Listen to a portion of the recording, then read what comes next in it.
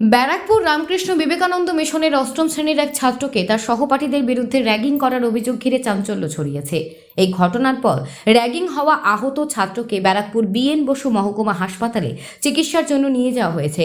ক্ষুব্ধ অভিভাবক তাকে মিশন থেকে ছাড়িয়ে নিয়ে যাওয়ার সিদ্ধান্ত নিয়েছে এবং ব্যারাকপুর থানায় একটি অভিযোগ দায়ের করেছেন। রামকৃষ্ণ মিশনের মতো মিশনের যে র্যাগিং হবে এই ধারণা বা এরকম কোনো অনুমান আমার ছিল না, কিন্তু এখানে আসার পর সেই রামকৃষ্ণ মিশন সম্বন্ধে যে ধারণাটা সেটা অনেকটাই আমার কাছে পাল্টে যায়।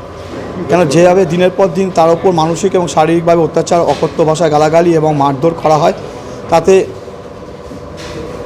বাচ্চার মানসিকভাবে বিব্রত হয়।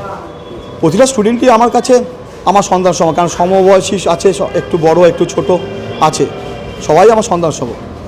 আমি অনুরোধের মধ্যে বাংলার মুখ্যমন্ত্রী শ্রীমতী মমতা বন্দ্যোপাধ্যায়, মানবিক মুখ্যমন্ত্রীর কাছে আমি সাধারণ মানুষ হিসাবে অনুরোধ করব এই বিষয়ে যদি দৃষ্টিপাত করে, তাতে কোনো সন্তানের ওপর এরকম মানসিক এবং শারীরিক অত্যাচার না হয়, এই ব্যাপারে যদি একটু দৃষ্টিপাত করে। হ্যাঁ, প্রায় মারধর করা হতো।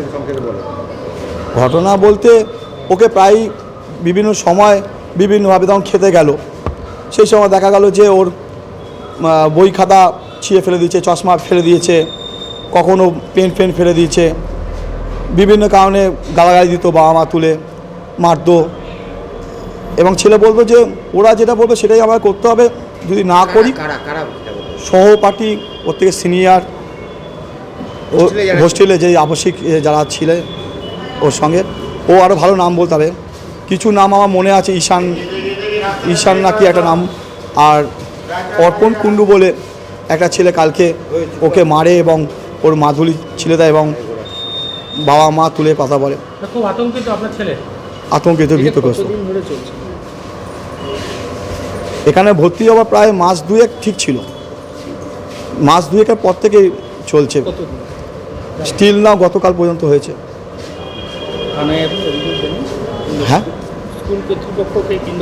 হ্যাঁ, আমরা বারবার করে মহারাজের সঙ্গে দেখা করার কথা জানাই, কিন্তু ওখানে নিয়ম নাকি মেলের মাধ্যমে জানাতে হবে, এবং আমি বাধ্য হয়ে লাস্ট 3টে মেল করেছি। একটা মার্চ মাসে, একটা হচ্ছে মে মাসে, আর গতকাল একটা মেল করেছি।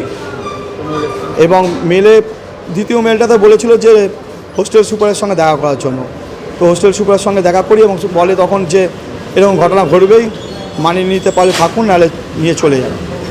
আর গতকাল মেলে লিখেছেন মহারাজ বাবু যে বাচ্চার দায়িত্ব আপনার, আমাদের পক্ষে আবাসিকে এত নজর দেওয়া সম্ভব নয়।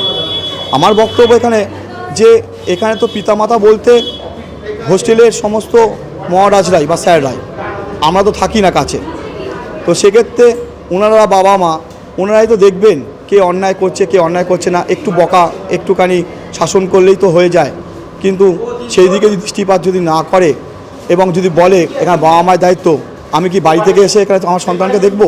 এটা কি সম্ভব? এটা সম্ভব নয়। সিদ্ধান্ত নিলে ও পুরনো যে স্কুলে পড়ে, মানে পড়তো, the Scottish church collegiate school, আমি ওই স্কুলের স্টুডেন্ট, প্রাক্তন ছাত্র। ওই স্কুলেই হেডমাস্টারের সঙ্গে সকালবেলায় আমি আমার মিসেস স্ত্রী কথা বলে এসছেন, ওখানেই পুনরায় হেডমাস্টারকে আমরা অনুরোধ জানিয়েছি যে আপনি পুনরায় তাকে একটা সুযোগ দিন, যাতে ওর জীবনে পড়াশোনাটা করতে পারে। হ্যাঁ, এখান থেকে নিয়ে যাচ্ছি। আমার নাম দেবরাজ পাল।